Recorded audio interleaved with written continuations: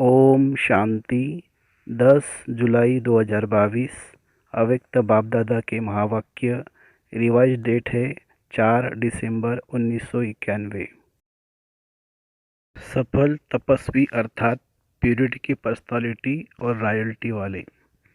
सफल तपस्वी अर्थात प्यूरिटी की पर्सनालिटी और रॉयल्टी वाले। आज चारों ओर के तपस्वी बच्चों की याद बाप दादा के पास पहुंच रही है। कोई साकार में सन्मुख याद का रिटर्न मिलन मना रहे हैं, कोई बच्चे आकारी रूप में याद और मिलन का अनुभव कर रहे हैं। बाप दादा दोनों ही रूप के बच्चों को देख रहे हैं। आज अमृत वेले बाप दादा बच्चों की तपस्या का प्रत्यक्ष स्वरूप देख रहे थे। हर एक बच्चा अपने पुरुषार्थ प्रमाण तपस्या कर रहे हैं। लक्ष्य भी है और उमंग भी है। तपस्वी सभी है, क्योंकि ब्राह्मण जीवन की विशेषता ही तपस्या है। तपस्या अर्थात एक के लगन में मगन रहना। सफल तपस्वी बहुत थोड़े हैं, पुरुषार्थी तपस्वी बहुत है। सफल तपस्वी की निशानी उनके सूरत और सीरत में प्यूरिटी के पर्सनालिटी और प्यूरिटी की रॉयल्टी सदा स्पष्ट अनुभव होगी। तपस्या का अर्थ ही है मन वचन कर्म और संबंध संपर्क में अपवित्रता का अंश मात्र नाम निशान भी समाप्त होना। जब अपवित्र समाप्त हो जाती है तो इस समाप्ति को ही संपन्न स्थिति कहा जाता है। सफल तपस्वी अर्थात सदा स्वतः पवित्रता की पर्सनालिटी और रॉयल्टी हर बोल और कर्म से, दृष्टि और वृत्ति से अनुभव हो।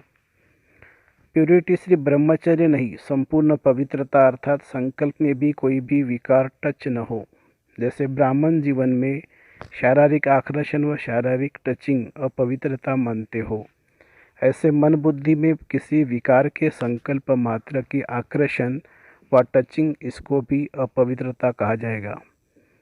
पवित्रता की पर्सनालिटी वाले, रॉयल्टी वाले मन बुद्धि से भी इस बुराई को टच नहीं करते, क्योंकि सफल तपस्वी अर्थात संपूर्ण वैष्णव कभी बुरी चीज को टच नहीं करते। तो उन्हों का है स्थूल, आप ब्राह्मण वैष्णव आत्माओं का है सूक्ष्म। बुराई को टच न करना, यही तपस्या है। धारण करना अर्थात ग्रहण करना, ये तो बहुत मोटी बात है, लेकिन संकल्प में भी टच नहीं करना, इसको ही कहा जाता है सच्चे वैष्णव। सिर्फ याद के समय याद में रहना, इसको तपस्या नहीं कहा जाता। तपस्या अर्थात प्यूरिटी के पर्सनालिटी और रॉयल्टी का स्वयं भी अनुभव करना और औरों को भी अनुभव कराना। सफल तपस्वी का अर्थ ही है विशेष महान आत्मा बनना।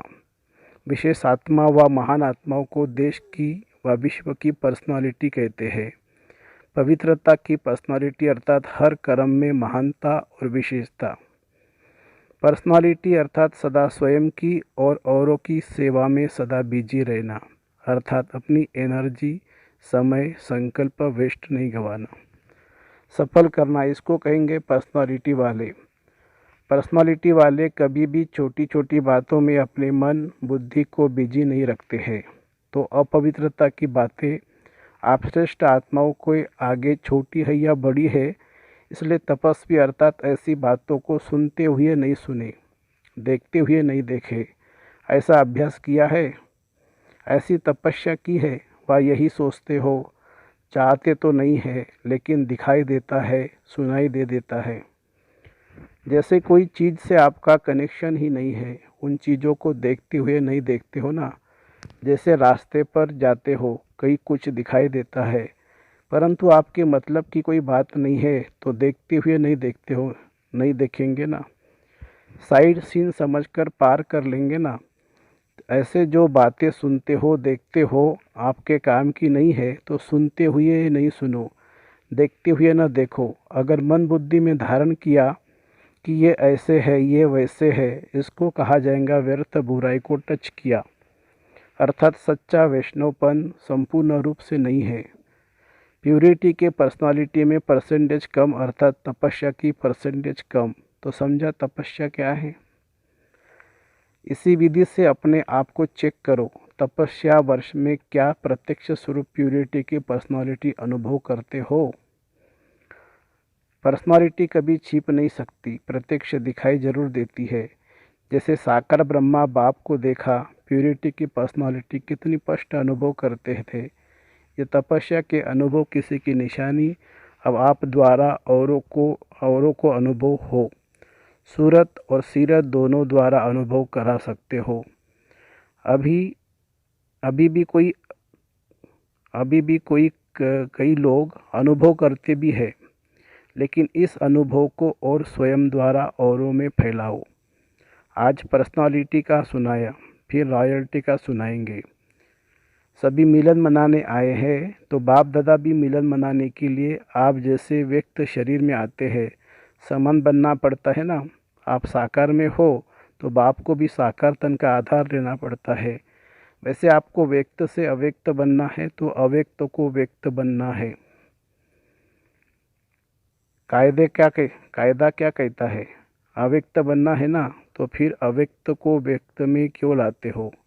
जब आपको भी अव्यक्त ही बनना है तो अव्यक्त को अव्यक्त ही रहने दो ना। अव्यक्त मिलन के अनुभव को बढ़ाते चलो। अव्यक्त भी ड्रामा अनुसार व्यक्त में आने के लिए बांधे हुए है, लेकिन समय प्रमाण, सरकमस्टांस प्रमाण अव्यक्त मिलन का अनुभव बहुत काम में आने वाला है।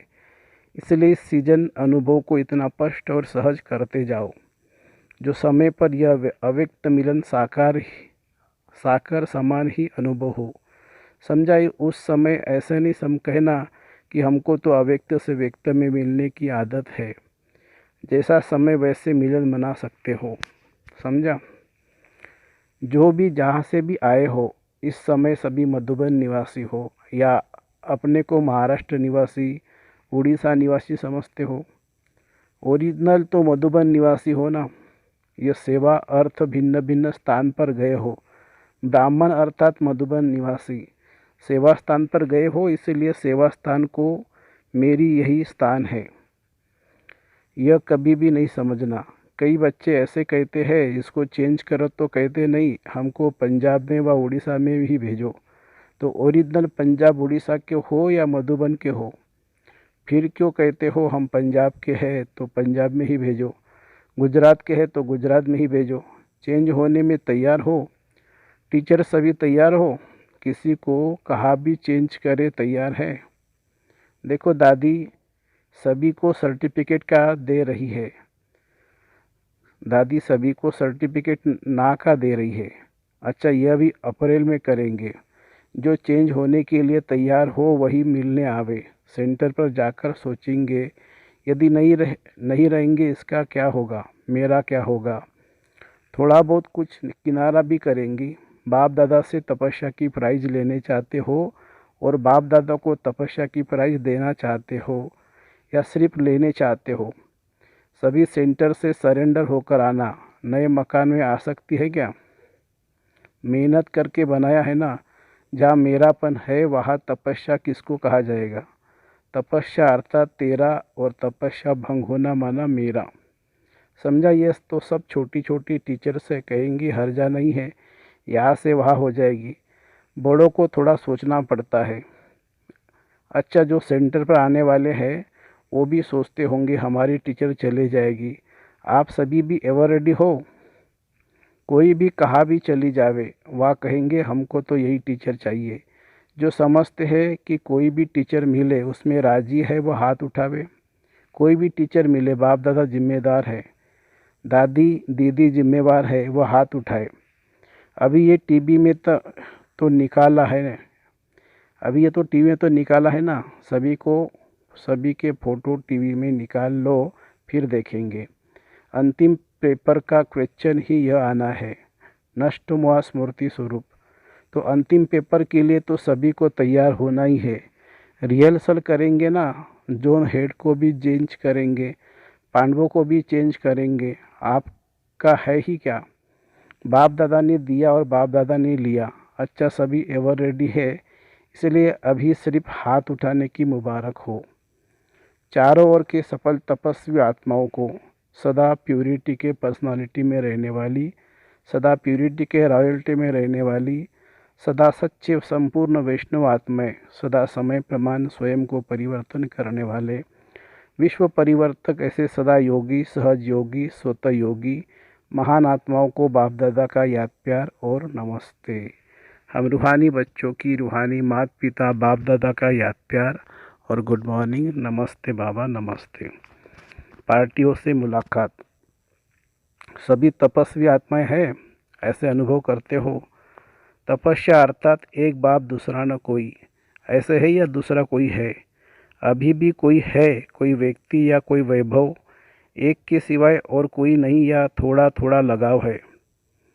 निमित्त बनकर सेवा करना यह बात है, लेकिन लगाव जहाँ भी होगा, चाहे व्यक्ति में चाहे वैभव में, तो लगाव की निशानी है, वहाँ बुद्धि जरूर जाएगी, मन भागेगा जरूर। तो चेक करो कि सारे दिन में मन और बुद्धि कहाँ कहाँ भागती है। सिवाय बाप और सेवा के और कहाँ तो मन बुद्धि नहीं जाती।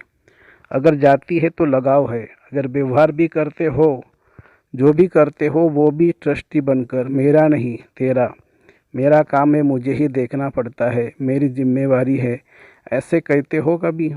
क्या करे, मेरी जिम्मेवारी है, निभाना पड़ता है ना, करना पड़ता है ना, कहते हो कभी? या तेरा तेरे में, या तेरा तेरे अर्पण मेरा कहाँ से आया?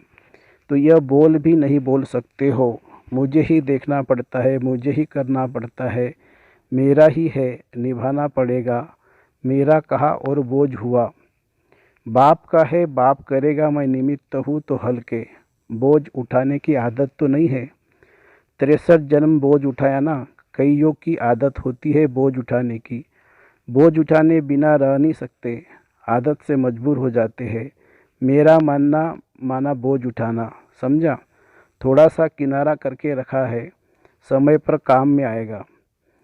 पांडवों ने थोड़ा बैंक बैलेंस, थोड़ा जेब खर्च रखा है। जरा भी मेरापन नहीं। मेरा माना महिला, जहाँ मेरापन होगा ना, वह विकारों का महिलापन जरूर होगा। तेरा है तो क्या होगा, तैरते रहेंगे, डूबेंगे नहीं। तैरने में तो मज़ा आता है ना। तो तपस्या अर्थात तेरा मेरा नहीं। अच्छा, ये ईस्टर्न जोन है, सूर्य उदय होता है ना, तो ईस्टर्न जोन वालों के पास बाप के साथ का यादगार सूर्य सदा ही चमकता है ना। सभी तपस्या में सफलता को प्राप्त कर रहे हो ना। तपस्या में संतुष्ट हो, अपने चार्ट से संतुष्ट हो, या अभी होना है। यह भी एक लिफ्ट की गिफ्ट है। गिफ्ट जो होती है उसमें खर्चा नहीं करना पड़ता, खरीदने की मेहनत नहीं करनी पड़ती। एक तो है अपने पुरुषार्थ और दूसरा है विशेष बाप द्वारा गिफ्ट मिलना। तो तपस्या वर्ष एक गिफ्ट है, सहज अनुभूति की गिफ्ट। जितना जो करना चाहे वह कर सकता है। मेहनत कम, निमित्त मात्र और प्राप्ति ज़्यादा कर सकते हैं। अभी भी समय है, वर्ष पूरा नहीं हुआ है। अभी भी जो लेने चाहो ले सकते हो। इसीलिए सफलता का सूर्य इष्ट में जगाओ। सदा सभी खुश है, या कभी कभी कुछ बातें होती है तो नाखुश भी होते हो। खुशी बढ़ती जाती है, कम तो नहीं होती है। माया जीत हो या माया रंग दिखा देती है।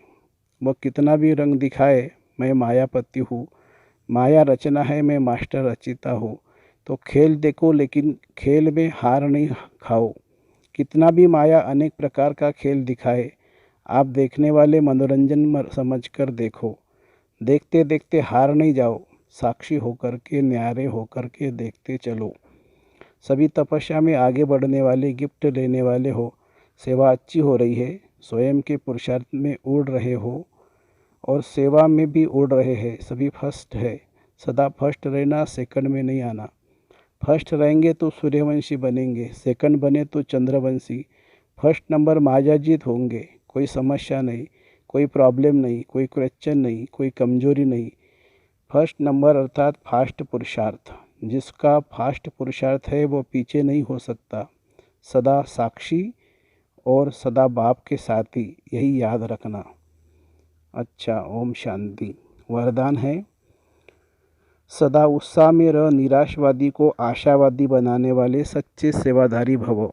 सदा उत्साह में रह, निराशावादी को आशावादी बनाने वाले सच्चे सेवाधारी भवो। ब्राह्मण अर्थात हर समय उत्साह भरे जीवन में उड़ने और उड़ाने वाले। उनके पास कभी निराशा आ नहीं सकती, क्योंकि उनका ऑक्यूपेशन है निराशावादी को आशावादी बनाना। यही सच्ची सेवा है। सच्चे सेवाधारियों का उत्साह कभी कम नहीं हो सकता। उत्साह है तो जीवन जीने का मज़ा है। जैसे शरीर में श्वास की गति यथार्थ चलती है तो अच्छी तंदुरुस्ती मानी जाती है, ऐसे ब्राह्मण जीवन अर्थात उत्साह, निराशा नहीं।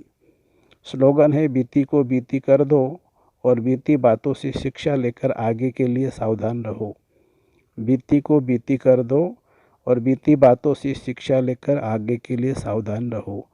अच्छा, ओम शांति शांति शांति। थैंक यू बाबा, थैंक यू। शुक्रिया बाबा, शुक्रिया।